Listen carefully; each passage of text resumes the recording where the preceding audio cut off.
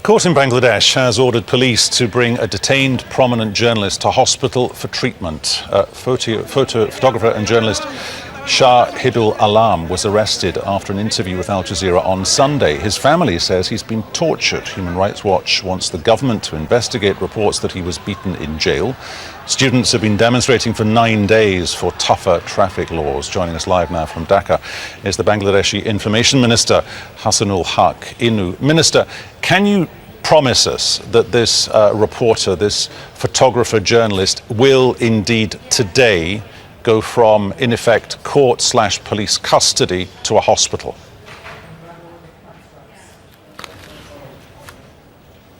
Well, Shahidul is a renowned photographer and runs a gallery of photography. He has been picked up by the police. It's a fact and a correct story. But the other part is that he has been taken to the hospital, but I don't think so. He has been beaten up in the custody, but our law says that if he is beaten in the custody, the responsible police officer will be prosecuted. Does that mean that he'll be? Does that mean he'll be in a hospital today or not?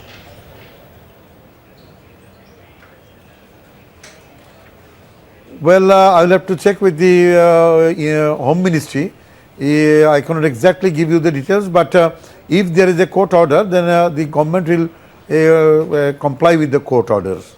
Does your country and do you as an individual believe in a free press? Just let me finish the point, sir, if I may. Do you believe in a free press? Because looking at the tapes, this man was doing nothing wrong. He was standing at a distance. He was photographing the teenage protesters. That was the only thing he was doing.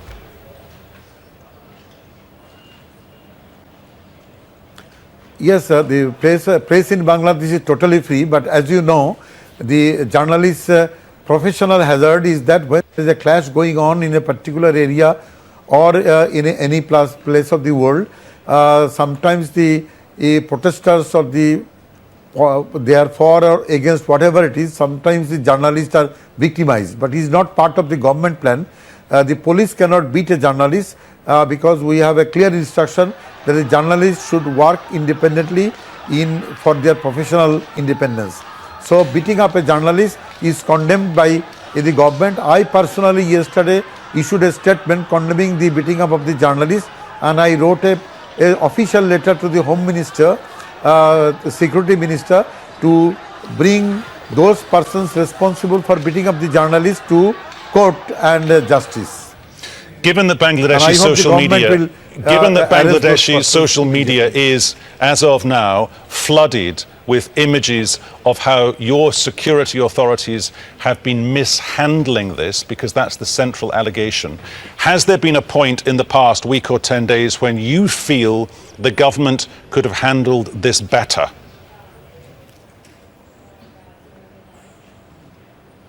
Well, if you look at the children's movement of safe roads, that has been clearly handled in a very amicable manner. Our Prime Minister Sheikh Hasina clearly instructed the law enforcing agencies to take care of the children. And if you look into the details of the first 5 days, there is no such incident on the roads. The children were there, the police were protecting them, helping them to check the vehicles. But at the fag end, when the agreement was done, the demands were met, and the government has started executing the demands. Then at the fag end, certain vested quarters tried to divert the movement for political personal interests. But that is Minister, you're being slightly disingenuous there, are you not? Just to interrupt you again, sir. You are being slightly disingenuous there, because the reality of the situation is this. You had a spontaneous, leaderless movement calling for better road safety being enacted, or in framing it in terms of legislation, because 2 people were killed by a speeding bus. That's an established fact.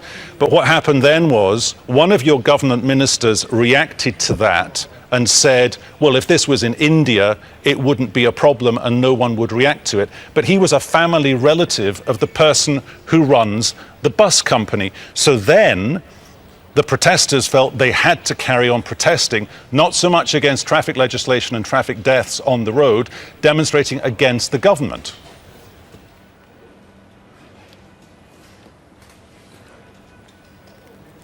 Hello, I cannot. Hello, hello. Hello, Minister, can you hear us? Hello. I don't. Okay, I got. Yes. Now I can hear. Let me answer this question. Yes, the fact is, my colleague, the Minister Shahidul Khan, did smile, reacting to the killing of the children by bus, and immediately the next day he was ordered to say sorry, and he said sorry for that publicly, and went to the children's house and to give condolences to the family.